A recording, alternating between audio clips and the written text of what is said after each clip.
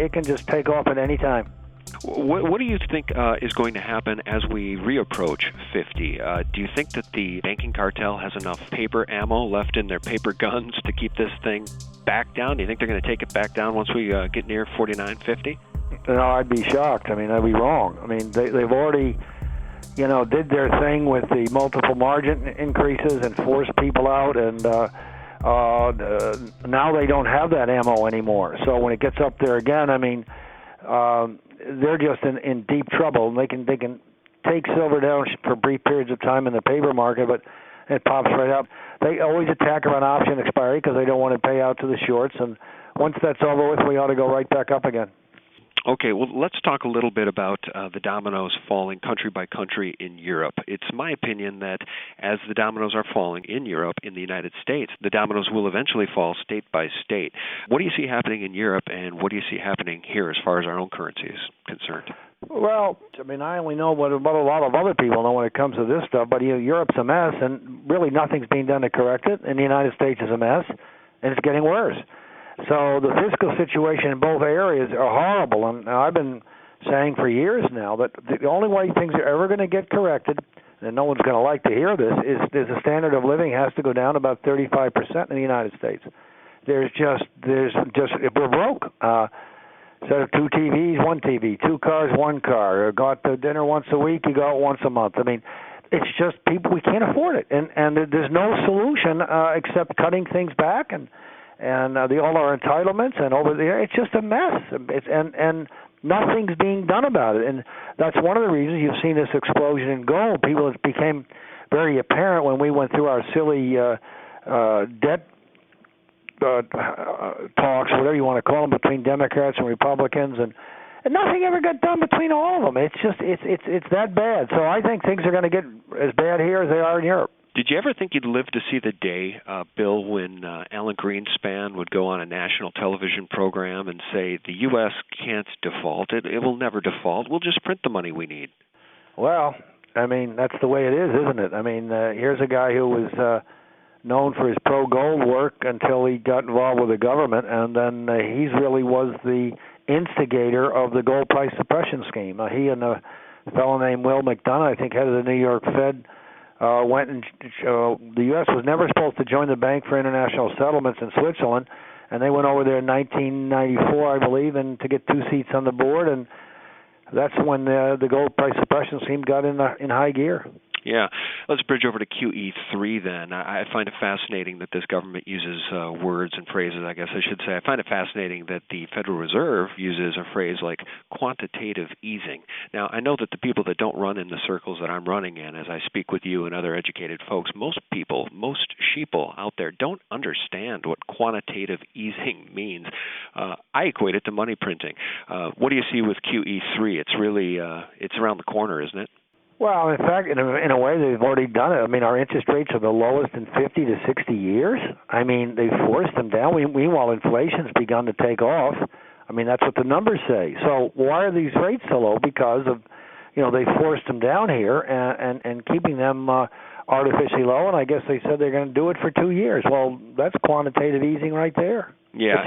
It's a name. I mean, quantitative easing is just a way of talking about, as you say, money printing and fiscal stimulus and trying to force things to make things happen because we're in such bad shape. Yeah, it's camouflage. It seems to me that it's vocabulary camouflage, and in that way it doesn't seem quite as offensive to those not paying attention because they don't even know what it means. So, but unfortunately it's really going to hurt the working poor. It's going to hurt the middle class. It's going to hurt everybody I know. We're hearing that the federal government is now saying that the Social Security Disability Fund is insolvent. It's near being completely wiped out. And, you're talking about folks that are living beyond the edge, these folks that are only living off a disability. If they lose those payments, we really could see the prototypical societal collapse, couldn't we? Well, I'm not as that dramatic, but I've been saying for years that we are going to see riots like we saw in Greece. I think just people are going to be so upset when they realize everything they worked for is gone, and I think it's going to get bad. I mean, I don't think it's going to be out of control, but I think it's going to be localized problems and it's going to be nasty. Yeah, it's going to be bad, and it's going to be sad. It's going to be very, very sad for those who essentially have no other outlet to support or help or stand up for themselves. And that's the part at the end of the day that makes us all feel real badly about the way things are going in this country. Okay, Bill, before we let you go, let's talk a little bit about La Metropole Cafe. Now, that's your site that's dedicated to the daily discussion of financial markets, right? Well, it's gold and silver in the financial markets, and if any of your listeners are interested and don't know much about it, they can sign up for a 2-week free trial and see if it's of value to them. But it's been what I do, for a living, for the last 13 years, and I enjoy it very much. So, Bill, how do folks find you online? And we've got you at La Metropole Cafe. We also can see your work at GATA's website, correct? Yeah, that's you can get on the GATA free email list. If you go to www.gata.org and just sign up. And Chris Powell sends out a bunch of dispatches every day. And what I do in La Metropole Cafe is get into the financial markets. It's mostly about gold and silver, but we cover the waterfront. I look at it, and why I think it's important for some of your people to maybe take a look at it. We look at things from a Planet GATA viewpoint, and versus what I call the Planet Wall Street. And it's two different ways of looking at markets and financial behavior and what the governments do to influence the markets, the plunge protection team in the stock market, and so on. Now, we always say once you live on Planet GATA, it's hard to live anywhere else, because it's like all of a sudden you see the world is round instead of flat, and you keep trying to figure out if you're wrong, and everything you come up against supports what you thought in the first place. So it certainly is, for me anyway, I speak for myself, it's been an enlightening experience just doing it. Yeah, and I agree with you 100%. You view the world through a different set of glasses when you understand this information. Yes. Hey, for the folks that are listening to this interview, and again, this audience is a very informed audience, but as is in my case, a lot of us have friends and family who still don't care, don't want to listen, don't know the first thing about it, and for the little bit that they do know, they think that maybe silver and gold is in a bubble, just from what they're picking up from the mainstream media. What advice might you have for those of us that have family and friends? Or let's say we can get some of those people to listen to this interview. What advice would you have for those folks who haven't purchased anything yet and think that it's too late?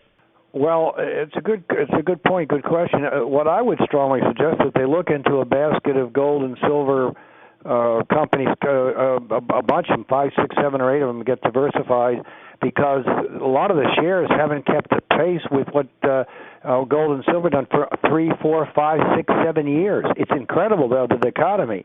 And so I think you have a historic move in the shares coming. It just started, quite frankly. They've gone sideways and forever and ever, and I think it's just going to be a sight to behold when the general public says, gold and silver is the place to be, and you got to be able to find it and mine it, and it's going to be something else. Now, since you brought that up, let me ask you, because I own mining shares as well as physical, because I think there's two camps, Bill. You've got the Bix Weir camp and the Lindsey Williams camp really cautioning people against a paper implosion of the markets, saying all you can trust is physical. And then on the other hand, you have brilliant people like John Embry and Eric Sprott and yourself saying, hey, mining shares are a heck of an opportunity here. What's your take? Is there a middle ground?